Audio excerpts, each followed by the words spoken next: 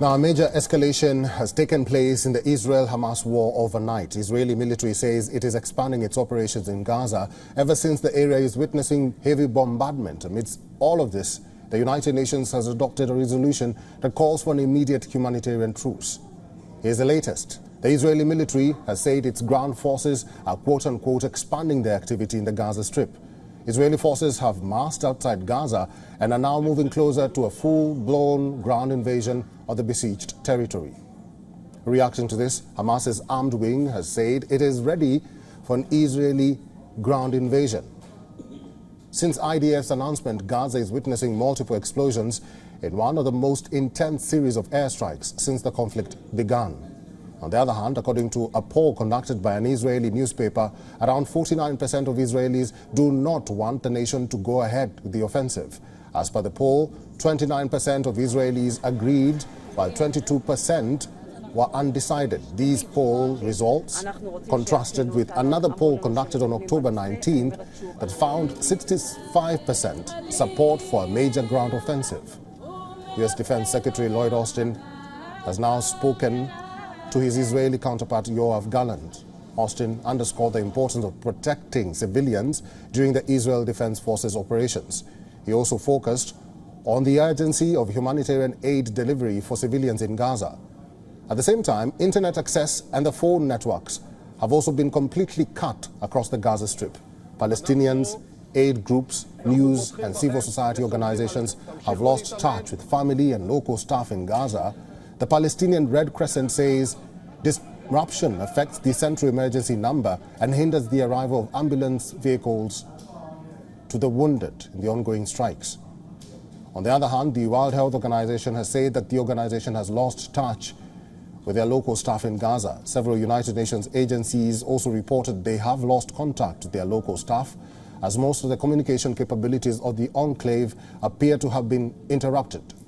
Israeli military has said it cannot guarantee safety of journalists in Gaza. And while all of this is happening, the United Nations adopted a resolution by a large majority. It calls for an immediate humanitarian truce in Gaza. It is, however, a non-binding resolution and has been criticized by Israel and the United States for failing to mention Hamas. The resolution garnered 120 votes in favor and 14 members voted against. It also witnessed 45 abstentions. Hamas has welcomed the United Nations General Assembly call. Israel's ambassador called it infamy. U.S. also called the Gaza resolution deeply flawed. Also, the latest today, U.S. government officials insist that talks will continue to pursue hostage negotiations. After the latest escalation, as per reports by U.S. media, as Israel strikes Gaza, officials say they will not stop pursuing talks on hostage releases. In other updates, the Israeli military has accused Hamas of using the main hospital in Gaza as a shield for its tunnels and operational centers. Israel's chief military spokesperson showed photographs, diagrams and audio recordings in a press conference that he said showed how Hamas was using the Al-Shifa hospital in particular to hide a variety of command posts and entry points into the extensive tunnel network. Hamas has, however, rejected these claims.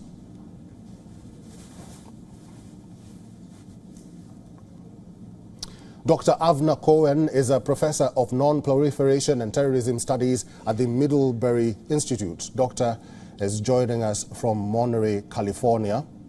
Doctor, welcome to the program and thanks very much for making time for us. Good evening. Now, calls for a ceasefire and protests are growing by the day across the world. In your opinion, what or who would make Israel and Hamas listen? And is there any window for compromise or some sort of settlement?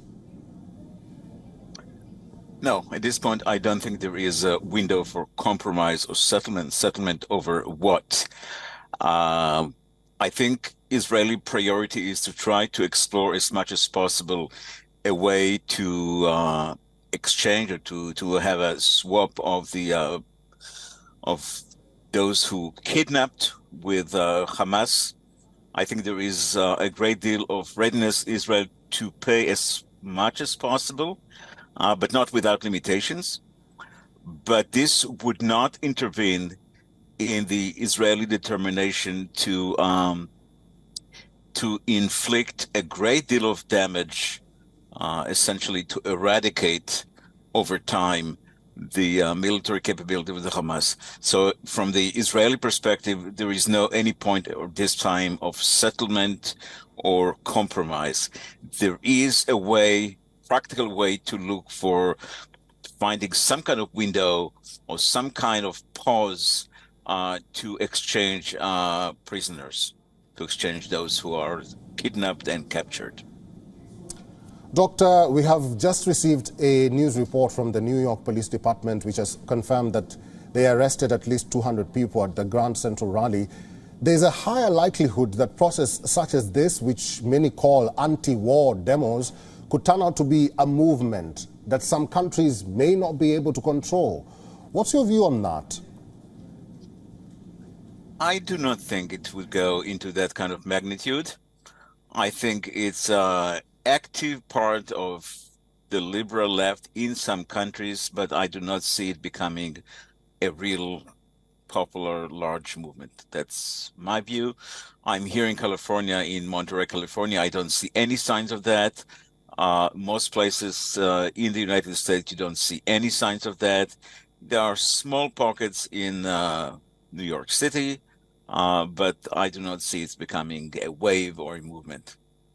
Doctor, finally and very quickly, a longer, more enduring war exacted through a ground invasion is still very much in the cards. Others argue that there's a likelihood of reoccupation of the Gaza Strip or the expulsion of Palestinians from the territory entirely.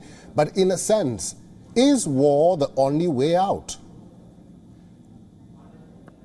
Well, at this point, it's from the Israeli perspective, is getting back the humiliation and the national honor that Israel has lost on October 7th.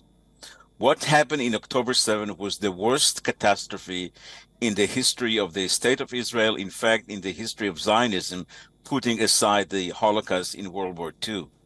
So Israel is committed not to occupy Gaza and not to expel Palestinians from Gaza, but to bring an end to the current military and the political leadership of the Hamas, including the military capabilities.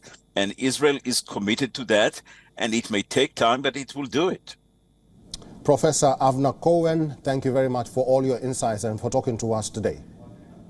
Thank you. My pleasure. WION is now available in your country. Download the app now and get all the news on the move.